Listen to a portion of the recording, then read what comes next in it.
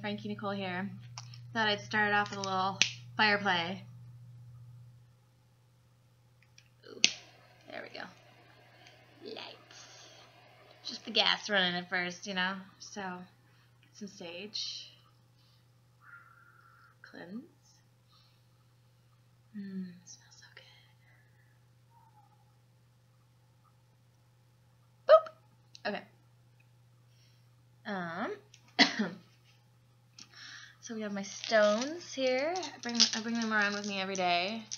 It's just nice to have some, you know, good energy crystals with you, especially driving around in traffic with a bunch of fucking ass wipes that don't know how to drive. Alright, so let's start off with the love note, because it's one of those interesting days where it's kind of, things are grounding and starting to form and take shape. So everything will be fine. Take a deep breath. Stay positive.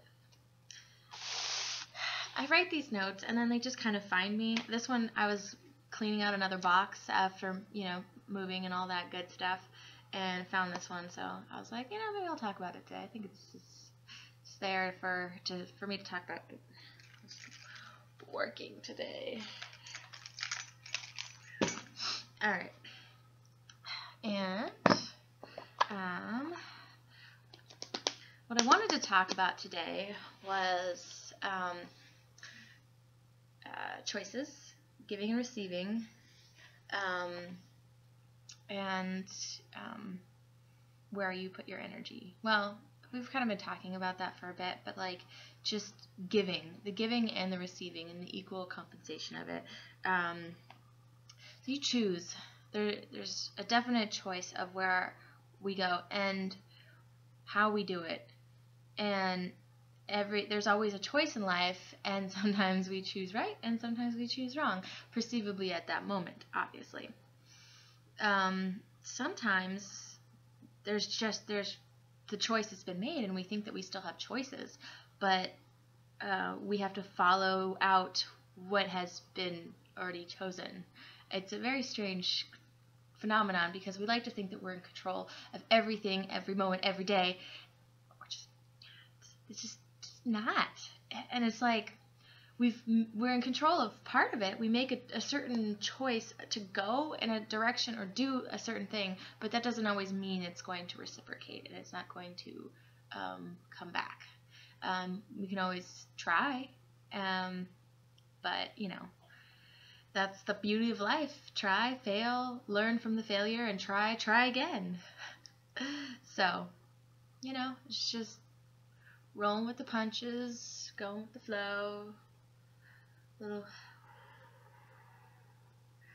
Hold on to the energy, bring it up, bring it down, and release. Okay. So, make sure to always give to yourself every day. That's where it starts. But also, if you don't give enough to others, give some more. If you've been taking a lot, give. All right. So, 2 cards. Great. I love it. Your smile illuminates my soul. It makes me feel whole. There is no part of me that your love cannot fill. From the first moment we met, I am forever grateful. And I count my blessings each day, beloved jewel. And let go of inhibitions, be creative, and allow your imagination to run wild. Your love life will transform in ways you have never thought possible. Always be creative, you know. Why do things everyone else's way when you can do them your own? That's my motto. Or, my favorite part is taking someone else's way, tweaking it, and doing it better. People get really mad about that. Sorry. This is fun. Anyways, so I wanted to share my latest painting before I get to the cards, because this card is also about choice. So this is a lover's card, and loving somebody and in any facet of the term love, and in any way of life, having a relationship with somebody, you have to choose. You have to make a choice that you want to do it or that you don't want to do it. The card of Lovers is usually representative of a romantic love, but if you boil it down, it's about a choice. Also represents Gemini in the traditional tarot, and Gemini is traditionally two people. We have the good Gemini, and then we have the bad Gemini, which is what people, have noticed. I don't think it's traditionally good or bad. I think that it's two halves of the same coin, kind of like a paradox, and it's just more verbal than most people are used to. And so that's why people tend to get upset when they see the two sides, because they want things to be one way in one specific direction, but there's two different facets of the same thing. All right, well, I hope that all resonated well. And also, the mutable signs can also be seen as the change of seasons. So if you think about it, it can not quite be summer, but it also can be summer, paradox. Or it cannot quite be winter, but it feels like winter, paradox of Sagittarius. I'm switching over the seasons in December. So, I am going to mix up the cards. It's been a long day driving out, so my brain particles are slowly dissipating out of my ear, and I'm just looking longingly at that water in the pool and laying there. Oh, so nice. Okay. Nope, that one wants to come out. You probably saw it before me. Oh, and there's two more. Oh, three more. Okay, we got it. We got it. Oh, a third one fell out. And that one actually was sideways, so it could go either way. It's kind of how I read the cards. So I'll say that one for last. These two came together. Queen of Pentacles in reverse. Three of Cups upright. Seven of Swords upright. The Hermit reversed. And Three of Pentacles reversed. Okay, I like this.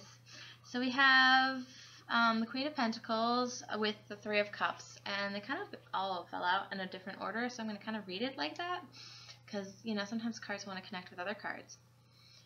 Queen of Pentacles, I talked about her for today, and she was upright, and so she's definitely the mother, the giver, the nurturer, the businesswoman. In reverse, she can be a little bit expensive, spending a lot of money, going out, not really taking care of the home, being maybe a little bit more snappy than usual, maybe a little bit irritated, but also not wanting to just fulfill the duties that she's traditionally doing, because it looks like she's having a little bit of fun with her friends, which is, that's great. Go out and have a good time with your friends when things are, when you're in a bad mood. Helps cheer you up, right? And then, so we have the Seven of Swords, which is talking about thinking back, past things, your mental, pull back a bit, there's something stuck in your craw that you can't quite let go of, and it's taking up space, talking about letting something in your mind or letting it go. It's all, that's what you make the main stage. That's what you're thinking about, so that's where your energy is going. The Hermit in reverse talks about spending time alone by your inner guidance, and what you really like need for yourself. And so I think that there's going to be a lot of reflection on maybe something that happened recently in your life, or something that's from further back that you're contemplating, and it's garnering your attention in some way that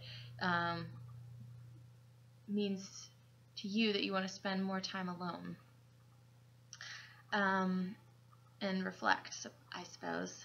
But this can be a very, very fruitful time for you, that you can figure out a lot of answers for yourself, where you know, you've created a you know, a mental flow, and you are going to be able to understand and come to a significant understanding for yourself, because the Three of Pentacles is all about fruitfulness and fertility, bearing you know, more fruits. I mean, the guy over here, he's you know, spray painting the wall, making wonderful designs, and he's created these things. And so it's really nice to see that it's not, the Seven of Swords is not just, you know, you're just thinking about something and thinking about it and letting it steal your mental capacity, and you're not going to get anywhere with it. And that's always the frustrating part about the Seven of Swords, because then it leads to the Eight of Swords, where you're locked in this, you know, barred cage of your own thoughts. And then the last card was the Six of Pentacles, which is success, or traditionally yes card. So it being sideways, and not, there's no conclusion yet, because it hasn't happened. You haven't gone through the process of thinking about things.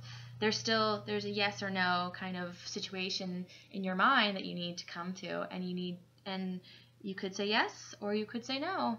But you know, looks like there's a dichotomy of, like, you know, spending time alone and spending time with people, which is interesting, because sometimes you do need to spend time alone to figure something out, and sometimes you need to spend time with other people and really